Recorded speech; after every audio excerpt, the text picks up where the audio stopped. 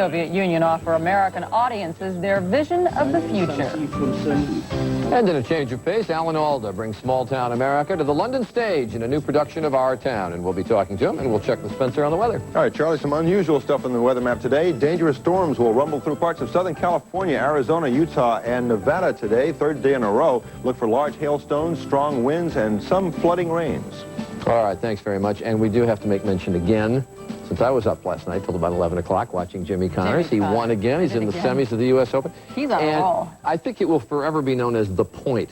There was a great point at the end of the second, toward the end of the second set, when Connors... That after that long volley? Yeah, I mean, they just went back and forth. We're going to be showing that. Well, he had 4 incredible lobs right in a row. We're going to be showing that at 7:30, just a few moments in our next half hour. But obviously, we're going to be concentrating first this morning on the doings in the Soviet Union. Such an historic 24 hours there, and we're going to go to Moscow in a few minutes to check in with our friend Marshall Goldman to get his reaction to all the changes in that country that have occurred in the last 24 hours, as well as last night's historic ABC broadcast of a town meeting involving Soviet President Gorbachev and Russian President Boris Yeltsin. It was a very interesting program last night. We will also talk with author Ken Auletta, whose new book details the financial troubles of the 3 big TV networks. It is a book that has been generating a lot of controversy. He'll be here. But first, of course, leading the news at this hour, the televised Gorbachev-Yeltsin town meeting. And Mike Schneider has that story, all the other news of the day. Mike, good morning. Good morning, Joan. Good morning, everybody. You really should have been able to watch this on Monday night, but you simply cannot schedule history that way. Over the past week, the Soviet Union has undertaken the most radical transformation of its government in 70 years at least, and probably ever. With that accomplished, President Mikhail Gorbachev and the Russian President, Boris Yeltsin, finally faced Americans in the national town meeting broadcast, live from Moscow. Live from the Kremlin and from cities across America, this is a national town meeting. It was an extraordinary event. The 2 men at the helm of the Soviet Union, just hours after the approval of a plan to totally change the structure of their government, answering questions from Americans in a way they never have from the Soviet people. Question number 1. 2 weeks after their shotgun wedding, how are they getting along? Once upon a time, that was a difficult question. Now it's easier to answer. A good deal of water is passed under the bridge, and recent events have given us the opportunity for this cooperation to become more reliable and stable. Mr. Yeltsin? Yes, our relationship has not been an easy one. There were times when President Gorbachev thought that I was a political corpse. I thought at one time that Mikhail Sergeyevich would not be able to be the president of the country. We have to acknowledge there were such moments. But somehow we've adjusted, and particularly after recent events, after the putsch, after the coup, President Gorbachev has changed very seriously in the direction of the democratic movement, and on the basis of that, towards radical reforms. The two were very cordial to each other during our broadcast, but watch the mischievous grin spread across Boris Yeltsin's face when a questioner from San Francisco asked Mikhail Gorbachev if he feels that Yeltsin is using him as a pawn. There have been a lot of talk about that, depending on who is, on the point of view, who is utilizing whom. Mr. Gorbachev, in particular, was careful to stake out his turf on the matter of controlling nuclear weapons, for instance. Perhaps I should take the initiative at this point myself, inasmuch as we are now speaking about something which is closest to the Supreme Commander-in-Chief, who is the President of the USSR, and I must say that we cannot reveal to you the mechanism. He didn't like the fact that the question was asked of Boris Yeltsin, but he didn't want to answer it himself. Yeltsin, by the way, said he thought it would be a good idea if all the nuclear weapons in the Soviet Union would be transferred to his republic, where he said they could be under strict control, presumably his. There was agreement, however, on a question asked from Los Angeles and the actor Ben Stein. It was about communism, and both men made it clear they want nothing to do with it. I think this experiment which was conducted on our soil was a tragedy for our people, and it was too bad that it happened on our territory. It would have been better if this experiment had been conducted in some small country at least, so as to make it clear that it was a utopian idea, although a beautiful one. I think gradually this will come to be understood by other countries where supporters of the idea of communism still exist. Mr. Gorbachev? As for my views on this very complex question, I would sum up my view as follows. The historical experience which we have accumulated has allowed us to say in a decisive fashion that model has failed, which was brought about in our country. And I believe that this is a lesson not only for our people, but for all peoples. Presidents Gorbachev and Yeltsin went straight from that ABC town meeting to the very first meeting of the State Council. That is the Soviet Union's brand new executive body, and this simply wasn't just an opening session. The committee took action immediately and granted independence to the three Baltic republics, Estonia, Latvia, and Lithuania. Let's go live now to Moscow and ABC's Sheila Kast. Sheila, some background on that, if you would, please. Well, Mike, the Declaration of Independence, the recognition of independence was not unexpected, but the speed was rather breathtaking. We had known earlier in the week that President Gorbachev, instead of trying to get some sort of recognition of independence through that fractious Congress of People's Deputies session, was planning to issue a decree. But to have the new Council of State accept it so quickly is rather breathtaking. Already we're hearing from the Baltic states, the government of Lithuania has called on all of its citizens serving in the Soviet Army to come back home, to leave the Soviet Army, and the Soviet government will not do anything to stop that. Mike? I'd be curious to what the average Soviet person on the street is saying this morning about that, and also what they're saying about the town meeting itself. Any reaction thus far? Gotten a little reaction. You have to remember, Mike, that the Soviet Union does not have the tradition of morning television that America has, and in much of the country it was morning when this was shown on television here. There will probably be more reaction when parts of it are shown in newscasts later in the day. But what we're hearing from some people is, especially again after that Congress session that lasted longer than expected, people are saying they're tired of hearing the politicians talk. They want the politicians to get busy about reorganizing the government and answering the questions of who's in charge and what's going on in this country. Mike? What about your sense of how Mr. Gorbachev fares after all this is said and done? Has he enhanced his position at all?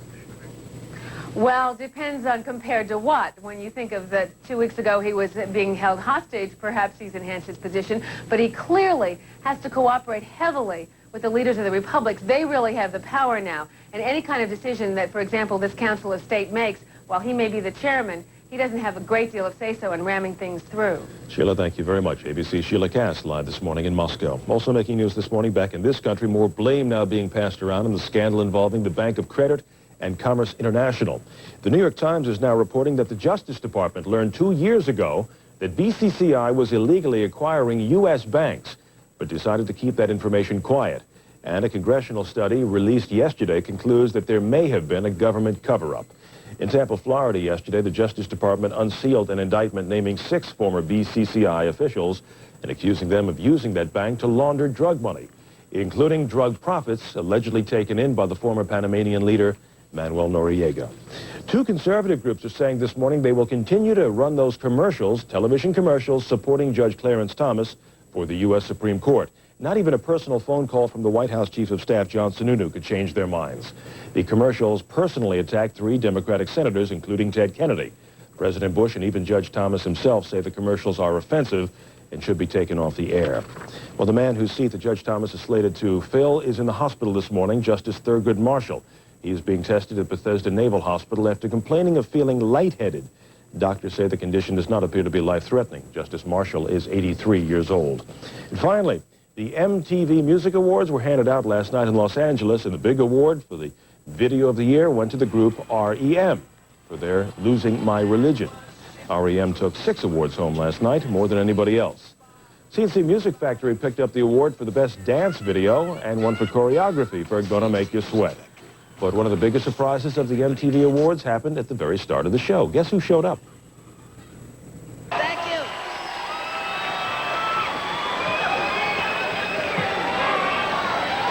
Heard any good jokes lately? What was that one? Oh, so funny I forgot to laugh.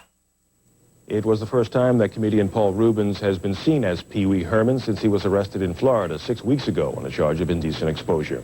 That is the news till now. Time to check in with Charlie and Spencer. All right, thanks, Mike. Discretion being the better part of valor. Mike didn't tell any of them. Good to have you. Spencer's here, 11 minutes. Recognition came this morning of the independence of the Baltics. They are free. And yesterday, the Soviet Congress finally agreed to the historic restructuring of government that effectively ends 75 years of centralized communist rule. And as if that weren't enough for 24 hours, last night, our time, the Soviet and Russian presidents, Gorbachev and Yeltsin, finally kept their date to take questions from the American people. Orchestrated by ABC News, the program was carried there and here. So for a look at all this, we turn to our Soviet analyst, Marshall Goldman, Associate Director of the Russian Research Center at Harvard, Economics Professor at Wellesley College, who is in Moscow this morning. Marshall, good to have you with us.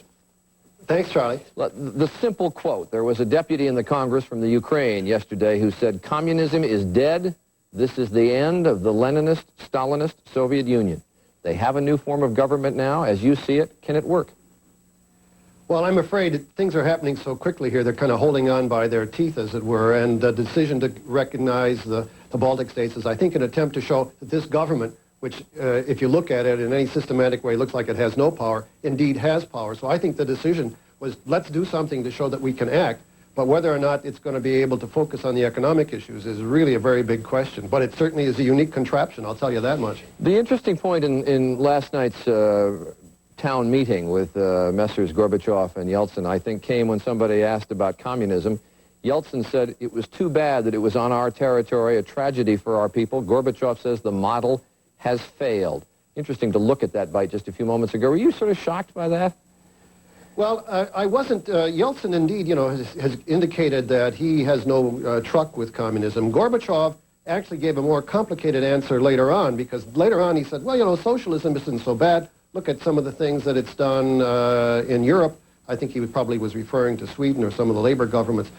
There is still the feeling that Gorbachev, in his roots, is still feeling to be a communist, still has these socialist instincts. And that is upsetting the people right now who really feel that the Communist Party is responsible for so much that's gone wrong. So in a sense, I wasn't all that surprised, but it's kind of more of the same. But that does suggest that there's going to be a conflict between those two people. Now, when talking about the new government, you made the critical point a moment ago. It's not a question of how the government functions. It's a question of whether they can make the economics of the country work, whether they can get bread on the table. A farmer stood up last night and said to the two presidents, how are we going to do business with the Soviet Union? And it seemed to me in the answer that they weren't terribly certain. Were you? Did you get the feeling that that they're not sure yet how this economic situation is going to work? I have a very deep feeling that they don't know what the economic situation is. Yeltsin said, by the way, that in a crunch, if it's a bad winter, I'm going to take care of Russia first, which is bound to upset the other republics, because that looks like it's a Russia first policy again for Yeltsin. But this new structure that's been created focuses on the real political problems that are here. You've got a Gorbachev, they don't know what to do with him. At the same time, they have to recognize all the powers that have come to the republics. But doing that ignores the fact that you've got to take decisive action on the economy. Do you do it at the center? Do you do it at the republic level? And in the meantime, you've got all the republics there with almost an equal voice, and it's going to, I just can't see how it's not going to create chaos. I was at a meeting with Yavlinsky, the man who's been put in charge of the economy. And when he asked him how many currencies are there going to be, because each republic now is talking about, or most republics are talking about issuing their own currency, he says maybe 35. Where are you going to get 35 republics from? But that shows really the depth of the confusion that exists here. And it really is not designed to solve economic problems. It's to get over that political crunch that's been created these last few days. All right, a lot of questions that arise out of the new structure in the Soviet Union. Let me have you stand by, Marshall Goldman. We're going to take a commercial break. We'll come back to you in just a few moments when Good Morning America continues. 19 minutes now after the hour, and we continue our conversation with Marshall Goldman, who is Associate Director of the Russian Research Center at Harvard and Economics Professor at Wellesley. He is in Moscow this morning, talking about the amazing changes in the Soviet Union. Yesterday, restructuring the entire government. This morning, recognizing the independence of the Baltics. And last night, the fascinating town meeting held by Presidents Gorbachev and Yeltsin, talking to the American public. A question that we've talked about so much in recent days was raised in that town meeting. Boris Yeltsin was asked how he could reassure Americans about who controls the Soviet nuclear weapons. Now, I understand your concern about the fact that if somehow or other Ukraine will decide in its own way to deal with armed forces, but then these weapons will be transferred to the Russian Federation. Together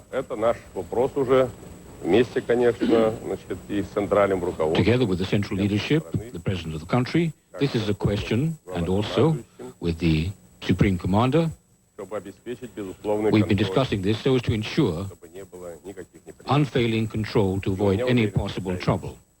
And I have this. Marshall Goldman, a two-part question arising out of that. Number one, is this all, do you think, thought out among the Soviet leaders as to what they're going to do about nuclear weapons? And number two, are we dealing now, if Mr. Yeltsin is correct, with a Soviet nuclear power or a Russian nuclear power? I think the answer to both questions is nobody seems to know. I mean, there was another portion there that involved Gorbachev. Gorbachev saying, don't worry, everything's in control. We've got very strict procedures. We're going to expand them a little bit more. But Yeltsin basically saying, look, we're going to take in the nuclear weapons that are in Kazakhstan and the Ukraine. They want to be free of them. And basically, they're going to be under our control. I don't think the relationship between the two leaders is all that resolved yet. And I also suspect once the Ukrainians recognize that maybe political power comes with having nuclear weapons, they won't be quite so eager to declare the Ukraine a nuclear-free zone. They may have some second thoughts about that, right? Right now, they're still reeling from the fact that Chernobyl hit them so badly. They don't want to have anything to do with nuclear energy, but still it's a problem. Well, but the shorthand way of looking at it, and it may take it to simplicity that's too great, but the question is always whose finger is on the button, and we don't know, is essentially what you're saying. We don't know, and I think it's fair to say that they themselves are wrestling with that issue. Gorbachev implied that he has the finger. Yeltsin is suggesting that maybe his fingers are now beginning to take over all those things if they're in the Russian Republic in that jurisdiction. As you watched the town meeting last night, anything that surprised you? Well, I was surprised by a variety of things. One was that Yeltsin said it's going to be Russia first when it comes to the grain. There were some other surprises there as well, in the sense the way the two leaders did seem to get along pretty well together. But still, Yeltsin is a man who gives you direct answers. Gorbachev still kind of wiggles around, although I think people kept looking to Gorbachev as the world leader. I was also a little bit surprised. It's tough to figure out what's going to be done in a centralized way, what's going to be done in a dispersed way. Small question, but interesting. They were asked if they're going to field a joint Soviet Union Olympic team or each of the republics will have their own. And interestingly, they immediately leapt up to the defense of a Soviet team. Well, I was surprised by that, I must confess. Yeltsin seemed to say, well, we're not going to have a Russian team. We've got lots of athletes. They can all join the national team, what used to be the Soviet Union. He may change. I mean, the Olympics are still some time away. He may change that, but that did seem to show some signs of cooperation, and that was actually very encouraging. Indeed, he may change, because everything's in a state of flux, as we find out day by day. Marshall, thank you. It's like watching the... If you love chocolate bars, you better grab a spoon.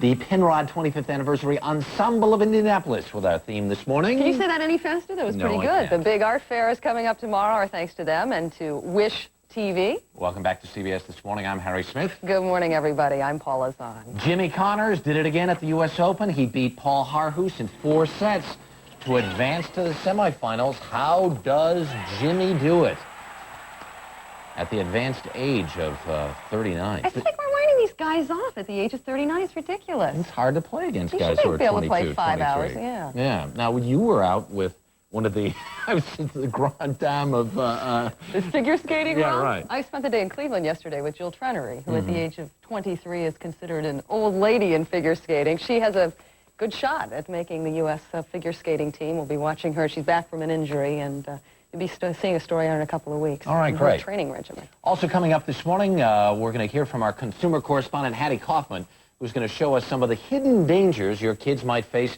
in the art supplies they use. And we're going to revisit the stable of an old TV friend. Hello, I'm Mr. Ed.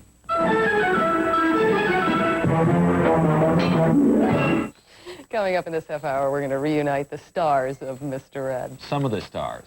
Yeah, Mr. Ed's gone, right? He's no more. That's right. I miss him. We do, don't we? Well, he's on twice a night, at Nick at Night or something like that. Yeah. We'll get all up to date on Mr. Ed in just a couple of minutes. Right now, it's time for this morning's news. The Soviet Union's brand new government began life in dramatic fashion this morning. The one-day-old Soviet State Council formally recognized the independence of Lithuania, Latvia, and Estonia. Coincidentally, the welcome word reached the Lithuanian capital of Vilnius on the day U.S. diplomat Curtis Common was meeting with President Landesbergis. The Baltics were forcibly annexed by Moscow on the eve of World War II under a secret deal between the Soviets and Nazi Germany. In this country, a federal grand jury in Florida has indicted a reputed Colombian drug lord and 6 former officials of the Bank of Credit and Commerce International. As Eric Engberg reports, they're charged with laundering millions of dollars in drug money.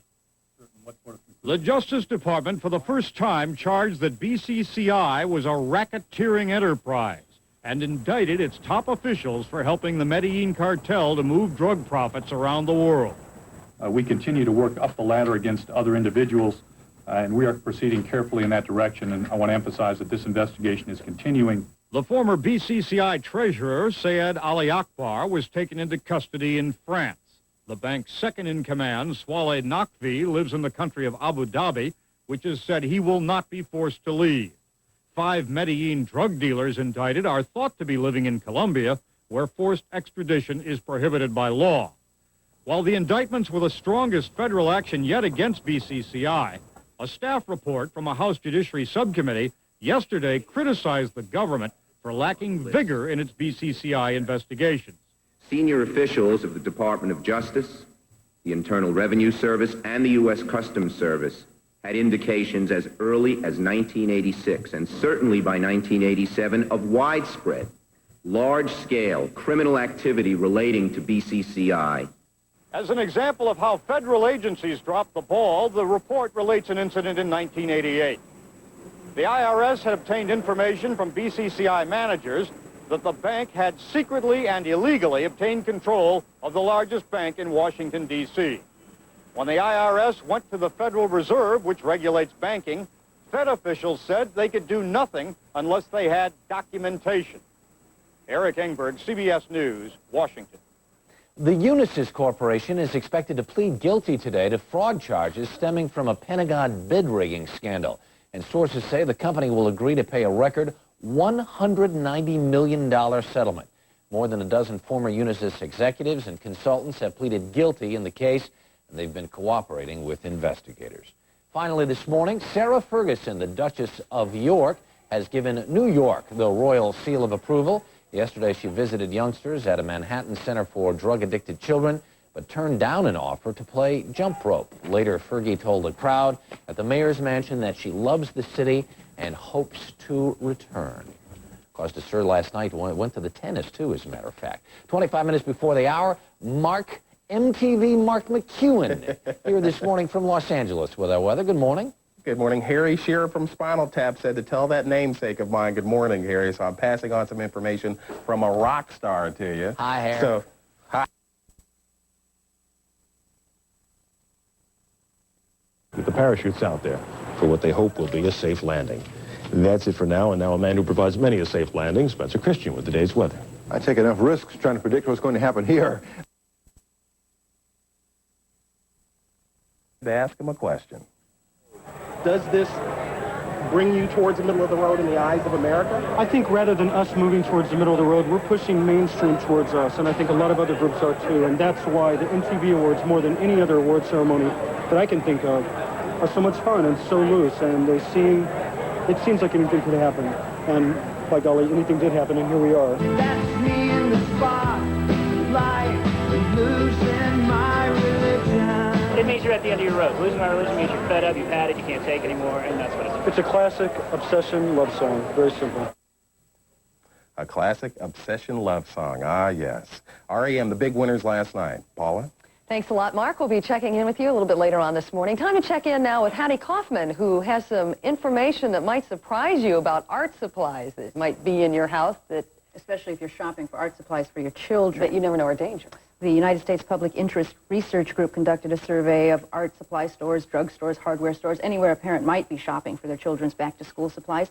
They found 23 products that they say don't have the label. Federal law says you have to have this label, warning of long-term health hazards. We've got a couple of the products here. Duco cement, something called Glitter Magic. Looks like something a child would use. Oh, yeah. And art design markers. You can see they look like very common products that a child might use in an art project. The problem is each one of these has chemicals that can cause long-term health hazards, and you wouldn't know it by looking at it because there's no warning label. What are some of the specific health problems we're talking about? Take, for example, Duco cement. It contains acetone and butyl acetate.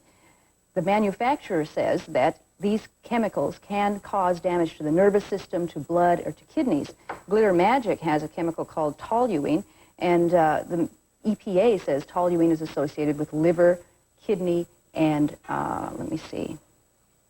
liver, kidney, I've got another one here, bone marrow damage. So all of those are very serious, but again, you wouldn't know it unless you were looking at the label. But you get these long lists of stuff you're supposed to buy for kids when they go to school. And when you're shopping, what are you, as a parent, supposed to do? And how do you know what's safe and what isn't? You might think that you look for a simple non-toxic on the top of the front of a label. That's that won't not tell you enough. what you need to know. You really have to look on the back and look for a label. We've got an example here, a label that will tell you, warning, this may produce damage to central and peripheral nervous system. If you see a label like this, you should not buy this product for a child under 12. In addition, there are a couple of other labels you might look for. One is a seal of approval that comes from the Arts and Crafts. Lost their way. It is an often critical look at the successes and the mistakes of the three corporations that took over the networks in the mid-'80s, just at a time when network audiences and profits were shrinking. Originally, we had chosen not to have Ken Auletta on to discuss his book because we thought it was a little too inside baseball for our viewers. But recently, Auletta has been raising the question of whether the networks are ignoring his book. So we decided that that question needed to be explored a little bit. And we should also mention that in the interest of honesty, that of the three new network owners, the one that comes off best in Three Blind Mice happens to be Capital Cities, which happens to run this network, ABC. And Ken Auletta, it's good to have you with us. Thanks, Charlie. You raised this question about whether the networks are ignoring your book because of your critical look at the networks. Are you saying that it's a kind of, or a form of censorship here, or are you just trying to hype the book? No, I'm saying that I was scheduled to be on Today's Show. I raised the question specifically about NBC and Today's Show. I was scheduled to start my book tour on September 4th on the Today's Show. It was canceled after they read the galleys of the book, which were found to be embarrassing to the president of NBC News, Michael Gardner, and to the president of Yeah, but NBC. how do you know that was the reason they canceled you, or could it have been, as we felt, that this is just an inside network book? Because the order came on down from high. From whom? From Michael Gardner. Who said that you should not be on because... Michael Gardner called down to various people at NBC News and questioned, why do you have Auletta on your show? And yet I saw you just the other evening on an NBC program, a station owned and operated by the National Broadcasting Company. One of the things that's wonderful about our business is that there are independent people in journalism. And Tony Guider and the people at WNBC felt that they're not going to listen to the dictates of NBC News. What's so bad in this book? What have the TV networks done to hurt themselves so badly, and what has the business done to hurt the networks over the last 15 years? Well, first of all, some of the things that happened to the network, Charlie, were inevitable, the result of technology. The networks are going through a slow dance of death. At one point in the mid-'70s, let's say, the networks were dominant. They were the big three, like the big three auto companies. In that year, say 1976, the best year networks ever had, 92% of the people who watch television watch the network at night. Today, only 60% of the people who watch television watch it. Then there was no VCR. There was no, most cable channels didn't exist. There was no Fox network. You didn't have a cordless remote control clicker. A zapper. So the change is great. I mean, you had 7 channel choices on average in 1976, and today you have 33. So technology made it inevitable of what happened. When the networks were purchased in the mid-'80s by these new owners, the new owners came in determined to change the cost structure of the networks. And they ignored the product, what was on the screen. And it took them a while to learn that the product was all important. Overall, which do you think of those problems were greater? The mistakes made by the individuals who bought the networks, or the inevitability, as you talk about it, of the marketplace that has changed the nature of the way people watch television? We're talking about both the homicide and the suicide, but I think the homicide was more important. I think there were things that the new owners or the old owners could not do about the changing nature of network television. Network television was bound to decline as viewers got more choices, but they didn't have to ignore the competition. They could have purchased CNN, for instance, could have been purchased as late as the early 80s by the networks, and they passed on it. I think they were smugly complacent, the 3 networks. All right, we're going to take a commercial break, come back, talk a little bit more about this with Ken Auletta, who is author of 3 Blind Mice, and we'll be right back, 17 minutes before the hour.